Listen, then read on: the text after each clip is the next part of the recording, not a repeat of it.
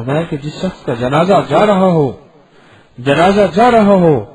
اور اس شخص کے جنازے کے ساتھ فرشتے نہ ہوں تو روو، اور جس شخص کا جنازہ جا رہا ہو اور اس شخص کے جنازے کے ساتھ فرشتے ہوں تو مسکراؤ، یعنی خوش ہو۔ تو پوچھا وہ ہمیں کیسے نظر آئیں گے کہ فرشتے ہیں یا نہیں ہیں؟ ہمیں کیسے نظر آئیں گے؟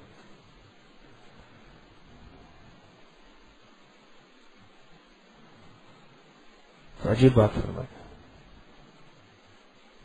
ہمیں کیسے نظر آئیں گے؟ تو فرمایا آپ کو نظر ایسے آئیں گے کہ اگر اس شخص نے درود کثرت سے پڑھا ہوا ہوگا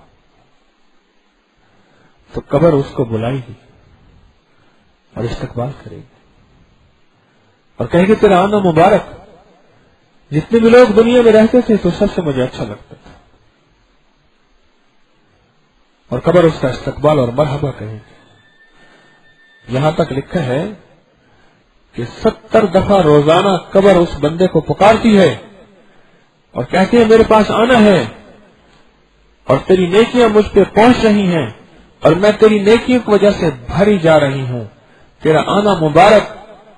اور جو اللہ کا دوست اس سے حبیب کا دوست ہوتا ہے قبر اس کو مسلسل پکارتی ہے، اور جب وہ پہنچ جاتا ہے قبر ٹھنڈی ہو جاتی ہے کہ میں جب سے تو پیدا ہوا اس دن سے لے کر آج تک میں تجھے پکار رہی ہوں، کیونکہ اسی جگہ سے تیری مٹی کا خمیر اٹھا تھا۔